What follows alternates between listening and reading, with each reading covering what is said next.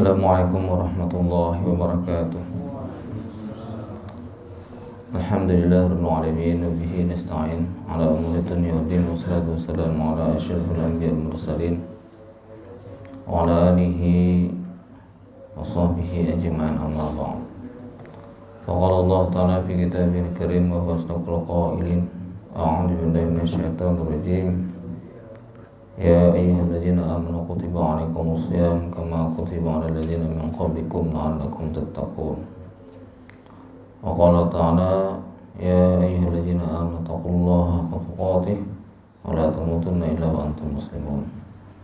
Qala Nabi sallallahu alaihi wasallam man shoma ramadhana imanan ihtisaban ghufira lahu ma taqaddama min dhanbihi wa kama qala Rasulullah sallallahu alaihi wasallam. Bapak Ibu jamaah subuh rahimakumullah, senantiasa kita bersyukur akan nikmat Allah Subhanahu wa taala. Pada pagi ini Allah Subhanahu wa taala masih memberikan umur panjang, kesehatan, dibukakan mata kita, dibukakan mata hati kita, diberikan petunjuk, hidayah, inayah, sehingga dapatlah kita melangkahkan kaki menuju masjid atau musala Allah Subhanahu wa taala.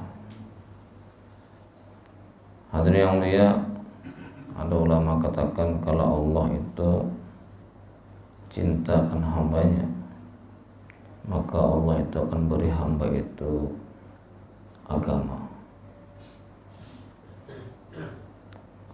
Lalu kalau Allah mencintai lagi, artinya ditambah lagi kecintaan Allah kepada hamba itu, maka hamba itu Allah mudahkan duduk di majelis-majelis ilmu agama. Dan kalau Allah tambah lagi mencintai hamba itu, maka hamba itu Allah mudahkan amal-amal agama. Dan kalau Allah tambah cinta kepada hamba itu, maka Allah berikan kepada hati dan akalnya itu adalah pikir, usaha atau agama. Jadi otaknya itu sudah agama aja lagi. Lihat orang kada sembahyang, kasihan, ya kan? Lihat orang kada puasa, kasihan, apalagi terang-terangan, ya kan? Lihat orang kada sekolah, kasihan, ya kan? Kemana umahnya nih, kemana abahnya nih, tengah malam anak kalau dicari-cari ini, ada rasa kasihan. Nah itu artinya dalam dirinya itu ada sudah pikir agama. Dan alhamdulillah kita pada maqamat yang ketiga dimudahkan Allah untuk amal agama ini. Ada istilah orang ke masjid ini dalam kehidupan itu seperti wasibrani. Wasibrani itu magnet ya, dengan jarum. Kalau dilihat sekilas-kilas itu jarum yang mengapung, mengejar, mendekati wasibrani. Tapi hakikatnya wasibrani itu yang menarik jarum. Hakikatnya kita datang ke masjid, datang ke musala, taat kepada Allah. Nampaknya sidin rajin ke musala, sidin rajin ke masjid, nampaknya begitu. Tapi hakikatnya Allah yang membuka hatinya untuk bisa berjumpa dengan Allah Subhanahu wa taala. Salam dan salam kita haturkan senantiasa kepada junjungan kita Nabi Muhammad sallallahu alaihi wasallam, kepada keluarga, sahabat, kerabat, pengikut serta umat ila yaumil qiyamah. Jamaah sekalian rahimakumullah, tujuan akhir dari puasa ini adalah di dalam ayat 183 di surah Al-Baqarah itu la'allakum tattaqun, agar kalian menjadi orang yang takwa. Banyak ayat Al-Quran mengatakan daripada keuntungan takwa itu. Di antaranya adalah inna akramakum 'indallahi atqakum. Sesungguhnya orang yang paling mulia di antara kalian itu adalah orang yang paling takwa di antara kalian. Jadi bukan karena pangkat dan jabatan, punya kedudukan, punya harta benda, punya pengaruh, ya kan? Bukan itu. Atau punya status pendidikan tinggi, enggak juga. S3 misalnya, enggak juga. Jadi yang menentukan ini adalah takwanya di sisi Allah Subhanahu wa taala. Dalam ayat lain Allah berfirman, "Wa may yattaqillaha yaj'al lahu makhraja." Dan sebenarnya siapa bertakwa kepada Allah, maka Allah akan berikan jalan keluar, yakni dari berbagai masalah. Dan masalah ini selalu datang dalam kehidupan kita, silih berganti. Ada yang berupa kenikmatan juga, ada berupa kesempitan hidup, ya kan? Maka jalan penyelesaian masalah ini adalah takwa. Takwa. Kita tidak bisa menyelesaikan masalah sendiri kecuali atas pertolongan Allah Subhanahu wa taala. Jemaah sekalian, sekecil apapun masalah, ya, apabila dihadapi dengan takwa akan mudah. Sebesar apapun masalah juga, apabila ada keterlibatan Allah menyelesaikannya juga akan dimudahkan. Menurut Abul Hasan As-Sajili, ada dua hal yang terjadi dalam kehidupan kita saat ini, yaitu lapang dan sempit. Lapang itu bisa berupa kesehatan, ya kan, kemudahan, rezeki, sehat, ya kan, apalagi duit banyak, istri muda, taat, anak soleh, itu kan, itu kelapangan yang diberikan Allah. Kalau kesempitan nih, sakit, banyak masalah, ada hutang, dikejar-kejar kolektor, apalagi bini pulang perlawanan, anak ngalih diatur, hati sempit, macam-macam. Nah, ini kalau bagaimana matanya yang jalan takwa ini, maka Ibnu Athaillah mengutip guru beliau tadi, Abu Hasan As-Sajili, maka caranya itu adalah kalau dalam kesempitan, maka kita bersabar. Innallaha ma'as sabirin. Sesungguhnya Allah beserta orang yang sabar. Dari kesabaran itulah, dari masalah itulah akan mendatangkan keterlibatan Allah dalam masalah kita. Kadang-kadang kita nih kalau nyaman harus lupa. Lalu diberi Allah kesempitan, hanya ingat.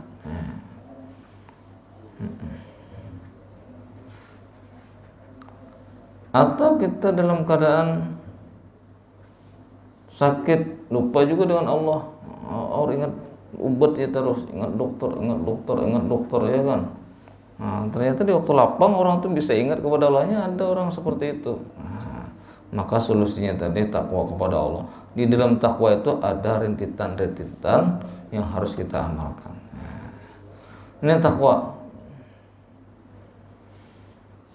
Ada ayat lain mengatakan, walau anna ahlul qura amanu wa taqaw la fatahna alaihim barakatim minas sama'i wal ardh. Seandainya ahli negeri, kampung, kota, desa itu beriman kepada Allah dan bertakwa kepada Allah, maka Allah akan curahkan keberkahan dari langit dan Allah akan keluarkan keberkahan dari bumi. Cukup tidaknya rezeki seseorang bukan tinggi rendahnya penghasilan dia, ya kan, tetapi atas berkah yang Allah berikan dalam rezekinya. Bapak bisa lihat di kantor nih, yang golongan 4 nih kurus kadang-kadang, nang honorer lama-lama awak, nang honorer lama-lama nang golongan 2 gagah-gagah orangnya, sekali makan 2 piring. Nah, sudah golongan 4 nih. Nah, atau sebaliknya, waktu sedikit, waktu gaji sedikit cukup aja, sekali naik golongan, naik eselon, malah tambah banyak hutangnya. Ya kan? Mestinya kan cukup deh. Lebihan karena kebutuhannya lebih besar lagi. Nah, dan kebutuhan yang besar itu menurut al-hikmah adalah karena nafsu. Karena nafsu. Nah, cukup. Nah, cukup rezeki.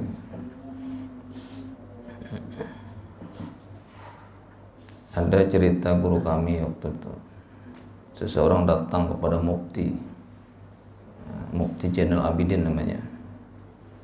Dia mengadukan perihal rezekinya ini kada cukup tarus. Mufti, saya ini sudah sekian lama kerja, tapi terasa nggak cukup, gitu loh.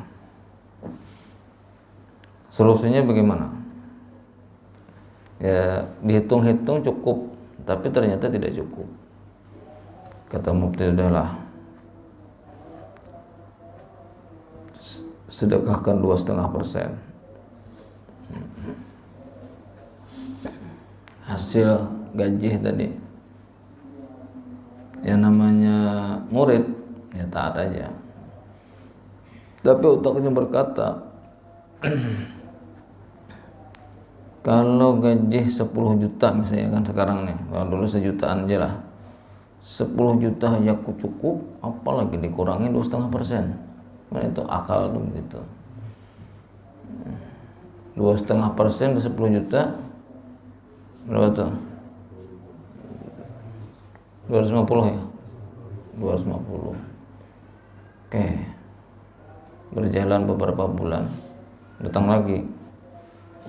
Masih, itulah, masih kurang.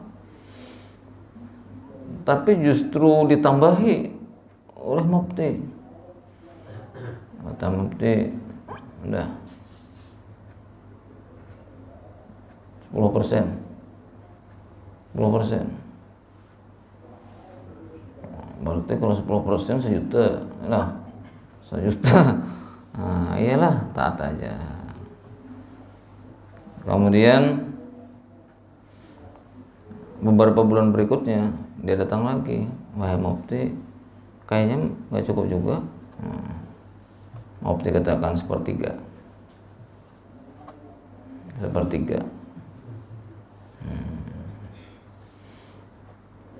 Oke lah, mereka. Maka dalam tempo bertahun-tahun tadi mengamalkan 2,5, 10, 1/3. Dia datang lagi, bagaimana kata Mufti? Ya, seperti ada perubahan. Lalu dia tanya, kenapa rumus yang itu dipakai? Maka Mufti katakan, yang pertama itu saya gunakan rumus zakat 2,5%. Mungkin penghasilanmu, gajimu itu tidak seperti itu, ya kan? Nah, misalnya di pegawai ini pegawai tinggi ngarannya, tinggi Erik. Ya. Mestinya jam 8 sudah di kantor, ternyata jam 10 hanya datang. Itu duitnya duit apa itu? Maka zakat itu adalah untuk membersihkan harta. Harta yang berasal dari haram itu seperti nangka betohek. Di luarnya sempurna, di dalamnya bolong. Itu. Oh iya, pantas tadi setelah saya sedekah 2,5% sepertinya stagnan gitu kan. Kada terpikir lagi untuk berhutang. Oke. Kemudian yang 10%, kata Mufti, yang 10% itu adalah itu ayat daripada berimpak dan bersedekah. Kalau kamu berimpak bersedekah, ya kan, maka kamu dikalikan 10. Jadi kalau 10%, maka seolah-olah kamu bersedekah daripada seluruh gajimu. Oh iya, pantas semalam tuh tambah lapang hati dah mulai. Nah kalau yang sepertiga ini, ini kata kamu sampai ke sana itu luar biasa, karena itu mampu membebaskan kamu daripada api neraka itu. Maka keguncangan hati, keguncangan jiwa dengan sepertiga harta itu maka akan berkurang dalam hidupmu. Ya kita ini dosa nomor 3, nomor 1 gitu dulu, ya lah. Ada yang mulia, jadi ulun ada besi guru. Guru ini menurut ulun ya luar biasa. Beliau ini tamat SD aja, tapi harap baca kitab, ya kan. Saya perhatikan beliau ini hidup sederhana, tapi punya pengajian di mana-mana memang. Cuma apa yang ulun lihat kesederhanaan idin itu, beliau ini kalau setiap ke masjid hebak kantongnya ada gulaan. Nah itu ya Pak, gulaan ya, kopeko, relaksa, apalagi jenis-jenis itulah. Nah bila nyiap ke masjid berjalan ada kekanakan calok sedih, sini sebiji seorang, yalah ya terus ke masjid itu Pak yang mulia. Itu aja. Anda melihat luar biasa keberkahan hidup beliau. Bahkan beliau meninggal dunia dalam keadaan luar biasa juga. Jadi waktu sakit beberapa tahun yang lalu beliau berpesan, nang garing ini sini aku jangan dibawa ke rumah sakit lah. Kenapa? Karena anak bini kan, aku hendak meninggal di rumah aja. Betul, sakit itu beliau meninggal dunia. Ayo Ben, luar biasa nih. Bapak Ibu yang dirahmati Allah, ini dari hal yang kecil-kecil, dari harta kita nih. Berkah, keberkahan dalam takwa kepada Allah Subhanahu wa taala. Bapak Ibu yang dirahmati Allah Subhanahu wa taala, ada lagi takwa ini menjelaskan wattaqullaha la'allakum turhamun. Bertakwalah kepada Allah agar kalian mendapatkan rahmat Allah Subhanahu wa taala. Jadi bujur orang masuk surga itu bukan dengan amalnya, bukan dengan usahanya, tapi dengan rahmat Allah. Kan begitu. Tapi rahmat Allah itu tidak didapat kecuali dengan takwa kepada Allah. Kenapa tidak takwa dan masukkan surga? Kan rahmat Allah. Ya, ada rumusnya nih. Engkau itu rahmat Allah aja, takwa aja dan masukkan ke surga. Bukan rahmat Allah, tapi akan rahmat Allah. Lalu jalannya itu takwa. Karena Bapak Ibu rahmat Allah, karena takwa itu ada 4 rumusnya. Ada 4 rumusnya. Lahir, batin, sendiri, di tengah umum. Nah itu rumusnya. Bisa saja zahirnya takwa, ya kan? Batinnya belum tentu. Sembahyang misalnya kan, yang Allahu Akbar, baca Fatihah, baca ayat, baca tasbih, dengar kekanakan begaya, kalau ayat bersuara, anak siapa begaya terus nih, kalau ada kaitannya apa? Orang sembahyang nih, pandir nih. Oke iya terus kaitannya kalau menakur juga. Jika di rumah mau ke kurang pandir sampai salam pandir aja, ya kan? Puasa misalnya, menahan diri dari segi membatalkan dan terbuat pajak, bujur montongnya dan parutnya ditahan, sekamar ditahan dari, tapi anggota badannya tidak ditahan. Hatinya akan ditahan. Urus sangit di jalan orang. Puasa orangnya. Kalau kau melihat orang sangit ya, orang nyaman sangit, orang sakit sangit, orang keluar sepeda motor sangit, orang macet rumah sangit. Orang basuh sepeda motor aja sangit. Hanya sekali dibawa di besok dasar nang cinta dunia banget gitu aja. Orang imba di besok pulang ada apa juga. Ya ada aja orang buka 7 sangnya. Ada tuh. Padahal misalnya puasa. Jadi seorang ahli hikmah mengatakan 2 hal yang manusia itu memiliki sifat ini, dia tidak akan sempurna bahagia dia di dunia ini. Bila ada 2 nih, kada pacangan bahagianya. Yang pertama luba arahnya. Luba itu bahasa Pali. Kalau bahasa kita nih serakah. Yang kedua godop, panyangitang. 2 ini bila ada sifat tuh ada dalam diri kita, maka tidak pernah sempurna bahagia kita. Inya nang handak taros luba tuh iya handaknya aja. Jaka kawa tuh kalau jabatan dari staf sampai kepala biru ini aja surangan. Nah, dari RT sampai camat ini aja juga. Nah,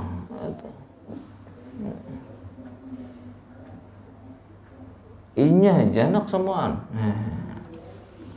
Itu serakah. Dan serakah ini kada ada obatnya kecuali jar Nabi diumpane ka bahasa Banjar diumpane disuapi muntungnya lawan tanah nyerampe. Artinya mati nyerampe orang serakah nih. Kalau kecuali kita seorang mau obatinya. Ya sadang-sadang aja becare misalnya kan hati suaranya apa ada banyak duit kalau dibawa mati juga. Banyak duit masukkan ke bank, ada duit masuk ke bank, ada duit masuk ke bank, ada duit masuk ke bank. Belanja berit, ada jurnya kayak itu. Ada pikirannya orang anak bagawi terus, bagawi, belanja kuler, bagawi, duit julung udah bini, duit julung udah bini. Maka bila sudah tak bini ini duit ngalih pada di ATM ambil. Itu. Nah itu tadi. Yang kedua tadi adalah qada. Nah baik, ini kan takwa tadi kita kembali. Ada lahir, ada yang batin. Kemudian takwa tadi ada yang surangan tengah orang banyak. Makanya takwa ini adalah mesti stabil. Sendiri ataupun di tengah orang banyak. Surangan kah orang banyak ada apa-apa. Nah bila na 4 ini masuklah dia kategori orang yang dapat rahmat Allah Subhanahu wa taala. Karena ada aja orang takkan rajin sebulanan ada jadi musalah. Karena hilangnya 3 bulan. Ada tuh. Karena ada orang karena rajin ngaji 10 juz sehari. Tapi karena 20 hari kata baca lagi. Nah itu. Ini yang diinginkan.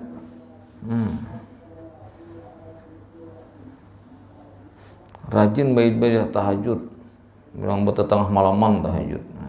Sisanya sebulan kada bangun lagi. Nah itu kan. Jadi takwa itu harus standarnya itu. Nah maka Bapak Ibu rahmat Allah Subhanahu takwa jalan untuk mendapatkan rahmat Allah Subhanahu wa taala. Ada lagi wattaqullah wa yu'allimukumullah. Dalam Al-Qur'an begitu ya. Di dalam kitab Tuhfatur Raghibin ada penjelasan orang itu kalau ingin ditambah ilmu secara laduni oleh Allah, maka dia bertakwa kepada Allah Subhanahu wa taala. Jadi ilmu itu 2 datangnya dalam kehidupan kita. Yang pertama ada namanya husuli, yang kedua ada namanya huduri.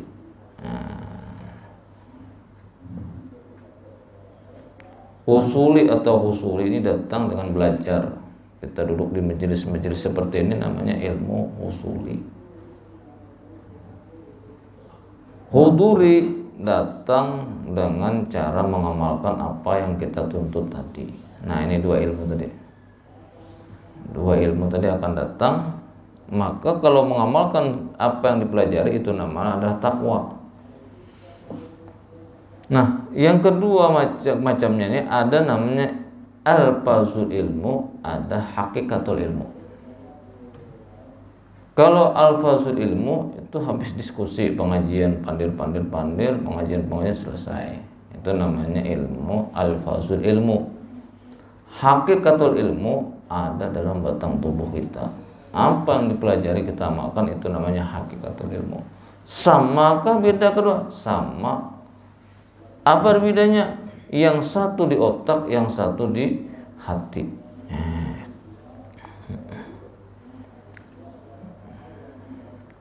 Biasanya ulun contohkan misalnya ilmu tentang sabar.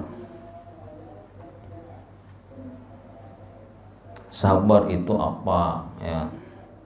Ayatnya apa? Terbagi berapa? Bagaimana caranya? Ada itu kan, kitabnya menjelaskan itu. Tetapi yang belajar, yang mengajar tentang sabar, yang mengucapkan sabar belum tentu sabar.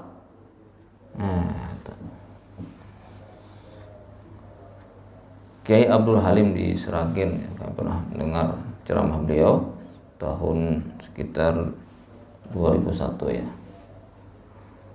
Beliau katakan ada kiai menjelaskan tentang sabar. Ini membedakan nih, mana yang alfazul ilmu, mana hakikatul ilmu. Dan kiai itu biasanya katanya di Jawa nih, Bapak ada yang orang Jawa nih, itu kalau kiai itu suaranya sedikit turun ke dada. Nah, kalau di lidah seperti ini ustadz katanya. Ustadz. Jadi hadirin, untuk mencapai kebahagiaan dunia akhirat dan kecintaan Allah kepada kita, maka jalan yang tercepat itu adalah dengan cara sabar. Kiai itu bisa. Ada lagi nggak dengar? Apa ya? Makin halus suaranya. Sabar. Sebelah pulang nggak dengar. Apa ya? Sabar. Makin halus. Di muka pulang dengar. Apa ya? Sabar. Artinya mengajarkan sabar, mengeluarkan kata-kata sabar, tapi tidak sabar. Nah itu loh, ingin membedakan mana alfazul ilmu, mana hakikatul ilmu. Atau kita digesak bini nih, atau kita mengesak bini nih. Ambil bang, ada nge. Ambil bang, bos ini nah, belum diambil nah. Ada nge dulu. Dia nih bakawanan terus. Lalu sabar bang, itu penyeburan lalu nih. Nah ini kan, jadi nang sabar siapa? Bingung nang bini. Aku nang ada sabar, pian nang ada sabar kan, nyuruh orang sabar. Nah urat gulu ke hutangan. Nah ini kan hidup nih pak. Nah ini beda. Nah itu tadi hakikat alfazul ilmu. Nah ilmu akan ditambah dengan takwa kita kepada Allah Subhanahu wa Ta'ala. Ulun ketika belajar Ikazul Himam, kitab Ikazul Himam itu adalah sarah dari kitab Al-Hikam. Guru bercerita nih, guru kami berkisah. Ketika aku belajar kitab Bahar Yazidin, aku nih dilenakan oleh guru belajar nih. Kenapa boleh? Nang lain tiap minggu duduk, artinya tiap kali majelis Yazidin duduk nih. Buka kitab semua. Aku di sini kalau disuruh buka kitab, disuruh heja. Nah, datang. Sini. Apa guru? Banyu isiakan lah. Maka bahari mesikan banyu. Itu ke sungai mambil. Yalah, mesiakan belenai. Ada beliding bango ya ini. Gini guru. Si kira berak habis pengajian, hibak datang belikan orang dah. Bingung juga. Kena ada pulang datang, apa kali suruh gini ibu lah ke pasar. Kenapa dibawakan? Nggih. Tolak, boleh tuntungan orang. Jadi berbulan-bulan itu. Paling satu tumat 4. Ada pengajian, ada nang bini. Pak? Itu ada benih kita tuh. Bijamur pindah anak hujan. Kor. Putihakan benih. Ada jadi suruh. Bapak Ibu yang dirahmati Allah, lalu berjalan waktu, ya kan, berbulan-bulan, akhirnya takun juga akhirnya, guru, ulin ini, apa belajar kitab, gurunya santai, iya kah, ini kan baca kitab bisa lah, udah kamu saya guru baca kitab bisa udah. Tapi ilmu nang ini nah. Jadi nang belajar udah sini memang orang yang sudah rata-rata bisa baca kitab. Itulah. Aisiden. Bukan bab 1 dulu. Taubat. Pekam disiden. Ini sudah rancak istighfar apa. Bab 2. Bab sabar. Isiden. Kamu disuruhin yang beberapa kali, puluhan kali ini kayak apa hati kamu? Asalnya sangkal bang guru disuruh terus ya, tetapi ayo karena orang nak belajar sabar sudah lulus kamu dah. Bab sabarnya. Terus macam lagi, Bapak tawadhu. Kayak baik kamu disuruh tadi, ya ngarep urun mulut pasti ulun rendah, ya kan? Biar guru. Udah sih, tamat ikam. Lanjut. Jadi tuntong pelajaran kita. Jadi sidin yang lain kula jari alfazul ilmu, ikam langsung ku ajari hakikatul ilmu. Ini beda, Pak. Siapa yang jadi ustadz dari guru sampai hari ini? Ya beliau itu. Nang belajar kitab terus mendebit kitab, menjengkuti kitab tuh sampai ini sidin malah inya pulang nang belajar udah aku. Itu Pak hari ini. Memang ada orang yang di kader, ada orang yang ingin ilmunya di kepala, ada yang orang ingin ilmunya di hati. Ini Pak hadirin Allah semua. Nah, dari mana yang dapat di hati itu? Dari ketakwaan kepada Allah Subhanahu wa taala. Coba Bapak Ibu rahmatullah dengar di YouTube itu guru Rudian Kapuh di kandangan tuh, ya kan? Ketika pengajian guru sakumpul kata beliau ini tidak di majelis raudhah itu. Justru tukang simpunakan tikar-tikar di luar aja. Tapi rasa tolapnya itu yang tinggi, itulah yang kadang-kadang sampai kepada hakikatul ilmu. Bapak Ibu yang dirahmati Allah Subhanahu wa taala, ini takwa nih. Banyak lagi yang lain, ya kan? Unsur takwa tadi. Lalu apa jalannya untuk sampai kepada maqamat takwa? Syekh Sarni di dalam kitab Tuhfatur Raghibin jalannya itu ada 9 supaya kita ini takwa ini mudah, nyaman, lancar menuju sampai kita mengamalkan apa perintah Allah, apa sunnah baginda Rasulullah Sallallahu Alaihi Wasallam. Yang pertama ini hampir semua kitab ya berkenaan dan akhlak ini itu adalah taubat. Kita taubat. Itu jalan yang pertama nih. Sebab kalau orang belum taubat, ini sulit untuk takwa kepada Allah Subhanahu wa taala. Taubat dari anggota 7. Anggota 7 kita ini kan berpotensi membuat kita maksiat. Apa taubat kita? Kita taubat dari memandang yang tidak diperkenankan oleh Allah Subhanahu wa taala. Ya, rumus taubat kan mesti tahu sudah. Ada 3, ada 4. Mesti sudah tahu nih. Tidak mengulangi lagi, menyesal, azam, ya kan? Tidak menyesal, kemudian azam tidak mengulangi lagi, ya kan, seperti itu. Kalau dengan punya hak orang lain, itu mengembalikan. Kemudian taubat telinga kita dari hal-hal yang mendengar tidak diperkenankan Allah. Pokoknya 7: mata, telinga, tangan, betis, mulut, kemudian parut dan kemaluan. Nah, ini taubat anggota zahir kita nih. Ini namanya anggota zahir kita nih, taubat itu. Pokoknya ada aja salah, jangan merasakan ada salah. Orang yang tidak mau taubat itu kadang merasa salah, bahkan bertakun, bila apa salah koleja banyak.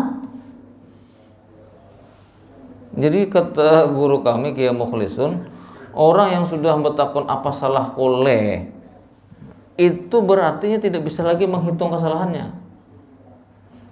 Karena dijelaskan oleh Nabi SAW dalam kitab Bulughul Maram, kullu bani Adam khata' khairul khata'i tawwabun. Jadi setiap anak Adam ini jadi pasti ada salah, mesti. Jangankan kita para nabi pun ada yang tersalah. Dan sebaik-baik orang yang salah ada tawwabun, orang yang taubat. Nah, ini itu yang zahir. Taubat hati kita nih, iya juga. Apa taubat hati kita nih? Banyak. Taubat misalnya nih, hati kita nih hubbud dunia, pokoknya kok cinta dunia nih, kada berkira-kira. Dunia ini berupa benda atau tidak benda? Misalnya yang tidak, kalau benda-benda kita udah duit, harta, emas, perak, macam-macam nih. Yang kada berupa benda itu apa? Karena kawan ninggalkan sinetron. Nah, misalnya nih, hendak maghrib ada sinetron apa, hendak maghrib nih rame nih, atau malah TV bang. Ada orang sampai imbah maghrib di muka sinetron aja, itu kan cinta dunia tuh. Saking bahkan tetangis nonton sinetron, orangnya kok kayak bergaya, imbahnya di situ. Ulun di Jakarta nih pak, jalan ulun ke kampus tuh kadang-kadang di situ ada tempat syuting film sinetron tuh. Nah ini imbah tok tampil nih, betata ya duduk kayak tadi ya, jika bahasa kita nih, kita kemarin nonton di rumah tetangis, nang jadi pemain apa ngaranna, nang antagonis dalam kehidupannya biasa. Yang film penangisan, orangnya penanawa biasa. Kalau di film, kisah sedih jadinya. Waktu pandai hari-hari, orangnya penceria banget. Kita kan mereka ada sembahyang. Itu kadang-kadang seperti itu. Ini cinta acara nih. Ada ibu-ibu nih, drakor. Bukan hanya film drakornya, sampai potongannya aja kayak Korea. Potongan rambutnya, memuhanya ada. Ini kan aneh juga. Mau kayak gaya-gaya Korea. Lontak kone, bekami bebesuh lainnya. Ya, besunat lah. Nah, kemananya memate 4 legam. Ranainya. Kadang-kadang seperti itu membuat kita hilang idola terhadap baginda Rasulullah Sallallahu Alaihi Wasallam. Bapak Ibu yang dirahmati Allah Subhanahu Wa Taala. Baik, jadi ini tadi taubat hati, taubat zahir, taubat batin maksudnya. Banyak kayak batin kita nih, penyakitan nih. Kawan nih. Pokoknya ada pelajaran yang lain, ya kan? Nanti tanya ustadz nih, banyak nanti di sini sampaikan. Nah, kita taubat dari kesalahan kita nih. Sembahyang sisa waktu taubat dan Allah. Sisa waktu gawe hanya harus sembahyang. Sisa waktu di kantor hanya harus sembahyang. Sisa-sisa berkawanan hanya harus sembahyang. Taubat kita kepada Allah. Apa yang taubat kita? Kita tidak menyukai apa yang diperintahkan Allah. Iya juga. Di mana aja contohnya ya, nang bersuara nang ya. Para pulang Ramadan, lapar pulang parut. Itu kada suka terhadap perintah Allah tuh. Ada jual pulang are saat begawe. Ya itu juga taubat kita kepada Allah Subhanahu wa taala. Nah, ini taubat ngarannya. Baik, ini kalau dijelaskan panjang. Ada bab tersendiri. Ini permukaan-permukaannya. Yang kedua, supaya orang yang mudah takwa kepada Allah adalah dia qanaah. Rasa reda terhadap rezeki yang diberikan Allah Subhanahu wa taala. Merasa cukup atas rezeki yang diberikan Allah Subhanahu wa taala. Allah ini tahu takarannya, ampun kita nih. Kita yang ada tahu takarannya nih. Jadi pemberian Allah itu pasti cukup untuk kita. Cuma kadang-kadang pengelolaan kita yang tidak sesuai dengan kehendak Allah Subhanahu wa taala. Reda, senang, berapapun rezeki hari ini. Senang ya Allah. Ngalihnya ini begawi. Misalnya nih gara-gara Jokowi misalnya. Nah, ini kan gara-gara seseorang itu tidak ada hubungannya. Sebenarnya kalau hakikatnya tidak ada dengan siapapun rezeki kita. Ya kalau penghasilan ada hubungannya, penghasilan. Tapi penghasilan itu bukan rezeki. Rezeki itu yang kita makan, yang kita minum. Sudah sampai. Coba Bapak bayangkan, kalau Bapak jadi cacat, mesti protes dalam hidup. Ya kan? Coba bayangkan, cacat itu dikasih makan, diberitahu makanan kamu yang bisa terbang, lalu sayap tidak diberikan kepada cacak. Ayo pikirkan Bian. Iya, kita nyata protes dah. Iya cacak, mana halarnya ulun Allah Ta'ala. Maka makan ulun bisa terbang kayak polon dapat. Bian, pernah kalau berpikir nih, cacak tuh makannya bisa terbang semua. Cuma inya kan bisa terbang. Tapi atas kuasa Allah kada ada cicak mati kelaparan. Iya kan? Ada aja. Artinya dia bisa menempatkan diri, mengelola hidup. Cukup. Santai aja inya. Kalau inya nggak punya kehulu kehilir kau ada juga. Santai aja. Ada aja yang tak hilap-hilap kena. Nang mana-mana kata hilap-hilap. Cuma nya paham membaca lingkungan, bukan pengulir cacaknya. Paham. Ini para lampu ini banyak biasanya orang bahawar. Nah, dia maksudnya ada yang datang rezeki. Itu bahadur yang mulia. Cacak nih. Belum lagi binatang lain. Itu bahadur yang mulia. Banyak nih contoh-contohnya. Yang kedua, qanaah. Oke, nih. Yang ketiga, zuhud. Zuhud ini kalau bahasa simpelnya dunia bukan segalanya. Udah itu. Nah, kalau teori ke dalam-dalamnya panjang tuh. Dunia tidak mengganggu kita untuk taat kepada Allah Subhanahu wa taala. Nah, ini masalah hati, dua ini masalah hati ini. Nah, yang ketiga adalah yang keempat, muhafadzatu ala sunnah, mengamalkan dan memelihara sunnah Nabi Sallallahu Alaihi Wasallam. Dari yang kecil-kecil aja, misalnya nih Pak, untuk takwa ini dari kecil-kecil, makan dan minum jangan tangan kiri, itu ya jangan tangan kiri. Begerpu kah untuk mengurai, tapi yang tekemuntung harus tangan kanan. Itu aja mulai, belum lagi yang lain-lain. Itu memudahkan orang takwa kepada Allah. Karena ajar Nabi, makan dan minum dari tangan kaki kiri, itu di situ ada kebersamaan setan. Makanya kadang-kadang kalau orang minum tangan kiri, beribadah itu sulit karena banyu nang dalam awak kita ini tempat berenangnya setan di daerah-daerah itu. Nah kira-kira sisanya akan datang. Sudah israk. Nah. Sebab kalau sudah israk itu otak kita sudah terbalik. Ustadz kelawasan. Demikian kira-kira perlu sampaikan. Anda benar daripada Allah, salah hilap kurang pribadi dan maaf. Subhanakallah wa bihamdika asyhadu an la ilaha illa anta astaghfiruka wa atubu ilaik. Wassalamualaikum warahmatullahi wabarakatuh.